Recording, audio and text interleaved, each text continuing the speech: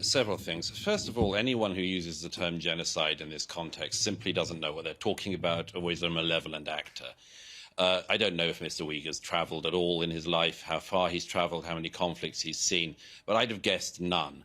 And you clearly know nothing about this particular conflict, and you've obviously seen none of it. The genocide that you describe is such a smear and a libel against the Jewish state.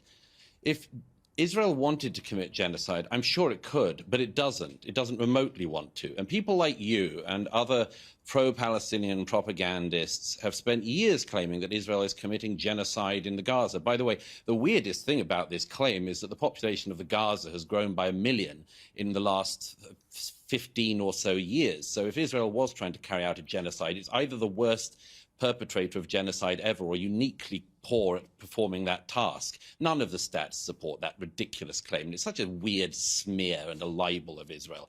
Secondly, of course, you've just rattled off Hamas figures, as every one of your kind always does. Thirdly, you said that the world cried. You said that the people like you who cover for the Palestinian extremists. Thirdly, you said that the world cried out for the 36 Israeli dead children. No, they didn't. And you know that very well. You know that very well. If you put up a poster to a missing dog in any Western city, that poster stays up. In city after city in America, posters of abducted Jewish children, including a 10-month-old baby, were put up and were ripped down by people who have been indoctrinated into hate of Jews.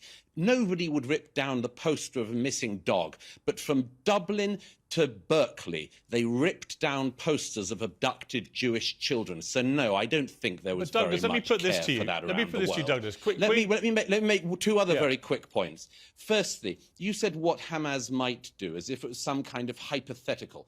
Hamas showed what they do, what they want to do. It showed it on October the 7th, and its leadership, as I'm sure you very well know, said that they would like to repeat that again and again until they have got rid of every Jew. So, I don't know. I would trust Hamas's word on that rather than your interpretation of what you think they mean when they say that, and your generous interpretation of what you think that means. And finally, as for preventing a Palestinian state, it is nonsense that the Israelis have prevented a Palestinian state. They gave the Gazans a Palestinian state in 2005. They gave them a Palestinian state in 2005 when every Jewish person was ripped from their homes in the Gaza by IDF soldiers. And the Palestinian people were given a state. And what did they do? They voted in Hamas, who then killed their fellow Palestinians, never had another election, and used all the billions of dollars of taxpayer funds from the US, UK, and Europe to build terror tunnels and to enrich themselves so they could live the life of luxury in Qatar.